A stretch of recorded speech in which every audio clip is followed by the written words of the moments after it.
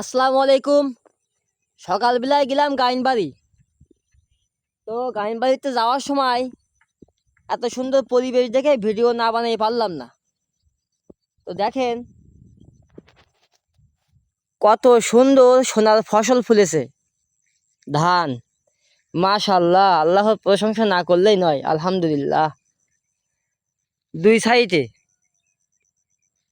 এই যে ধানের পরিবেশ একবারে অসাধারণ। আরে ধান দেখলি ভাই নেশা লাগে না কদিন, যে কবে একটু এই ভাঙা ভাঙা ধানের ভাত খাবো, আর কবে এই ভাঙা ধানের চাউল কুটে তেলের পিঠি খাবো। খালি এইটা চিন্তা করে জন্য কিরামেরটা মনে হচ্ছে আমার কাছে। আর এত সুন্দর এই সোনার ফসল ধুয়ে মানুষ মাছ চাষের পিছনে ব্যস্ত। তেলাপুই মাছ চাষ করবে, ঘের নোনা পানি। আমার মনে এটাই দুঃখ যে মানুষ এত সুন্দর ফসল চাষ করতে বাদে ঠিক কেন মাছ চাষ করে। তাই বলি বলতেছি না যে মানুষ মাছ চাষ বাদ দে, শুধু ধান ধান লাগাক, তাহলে মাছ খাবো কন্তে।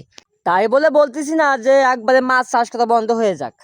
যার যেটা ভালো লাগবে সে সেটা করুক, তবে এনারাও কিন্তু পাশাপাশি ধানের পাশাপাশি মাছও চাষ করতেছে, দেখেন এই যে। তবে এই পানিতে মাছ হয় ট্যাংরা মাছ, কই মাছ, শোল মাছ, হ্যাঁ, পুঁটি মাছ, মুরলি মাছ, এই মাছগুলো এই পানিতে হয়। হ্যাঁ, তা ধানও হচ্ছে সেখানে, আবার মাছও হচ্ছে। যাই হোক, সব মিলিয়ে আমার কাছে পরিবেশটা খুব ভালো লেগেছে। ছোট্ট একটা ভিডিও আপনাদেরকে উপহার দিলাম, কেমন হয়েছে বলবেন। ধন্যবাদ, সব ভালো থাকবেন। আসসালামু আলাইকুম।